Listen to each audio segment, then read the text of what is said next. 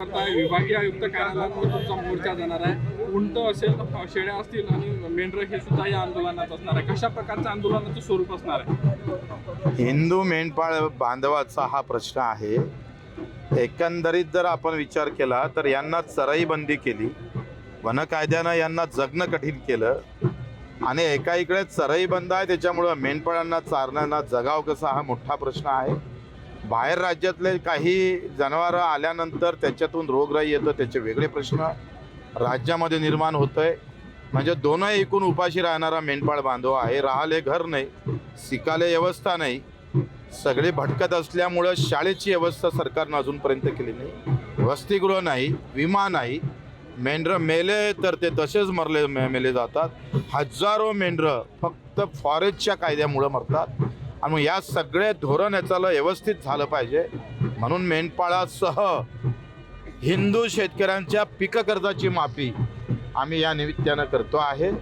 आपण पाहतोय का घोषणा केली मुख्यमंत्री देवेंद्रजी फडणवीस साहेबांनं, पण स्पष्टीकरण कोणतं कर्ज माफ करणार, या वर्षातलं करणार, मागच्या वर्षातलं करणार, का अर्ध करणार, का पूर्ण करणार, का सरसकट करणार, हे काही देवेंद्रजी सांगत नाही. त्याच्यामुळं आत्ता पंचायत अशी झाली का जानेवारी, फेब्रुवारी, मार्च हे 3 महिने वसुलीचे राहतं आणि कर्ज भरण्याचे राहतं. हे जर कर्ज भरलं नाही, आता लोक असं म्हणतात का कर्ज मागायला गेलं का रे, ते देवेंद्रजीनं घोषणा केली ना, मग कसं काय कर्ज वसूल करताय तुम्ही? दोनही एकूण बँकवाले पण मेला आणि शेतकरी पण मरणार. 31 मार्चच्या आज जर कर्ज भरलं नाही तर हिंदू बांधव शेतकऱ्यांच्या आत्महत्याची वेळ हिंदू शेतकऱ्यावर येईल. म्हणजे पुन्हा बटेंगे तो हिंदू किसान मरेगा, अशा प्रकारची अवस्था आता येण्याची शक्यता आहे. आणि म्हणून आपण पाहतोय का त्यांनी घोषणा केली 31 मार्चच्या जर कर्ज भरलं नाही तर 6% व्याज भेटणार नाही, माफी भेटणार नाही. 6% व्याज माफी भेटली नाही तर व्याज वाढत जाईल, पुढच्या वर्षी कर्ज भेटणार नाही, पुन्हा हिंदू शेतकऱ्याला आत्महत्या करावं लागेल.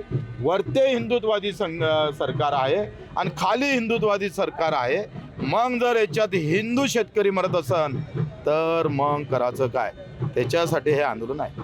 तुमच्या मागण्या मान्य झाल्या नाही तर तुमची पुढची भूमिका काय असणार आहे? आंदोलन कशा प्रकारे पुढे नेणार? टप्प्याटप्प्यानं आम्ही व्यवस्थित समोर जाऊ, आंदोलन शांततेतच करू. सरकारनं राजकारण करू नये, केलं तर आमच्या मागण्या ज्या आहेत त्या गरजेच्या आहे, त्याच्यावर लक्ष घालावं, यावर मीटिंग लावावी. नाही लावली तर मग आम्ही धीरे धीरे आंदोलन उग्र करू. शेळ्या मेंढ्या घेऊन आंदोलक जे आहे ते आंदोलनस्थळी येत होते, मात्र पोलीस जे आहे त्यांना अडवत आहे. आंदोलनस्थळी आंदोलकांना पोहोचू दिल्या जात नाही. बऱ्याच ठिकाणी आंदोलक अडवलं आहे. त्यांनी जर तिकडे सोडलं नाही तर मग इथंच आम्ही आमच्या पद्धतीनं समोर जाऊ.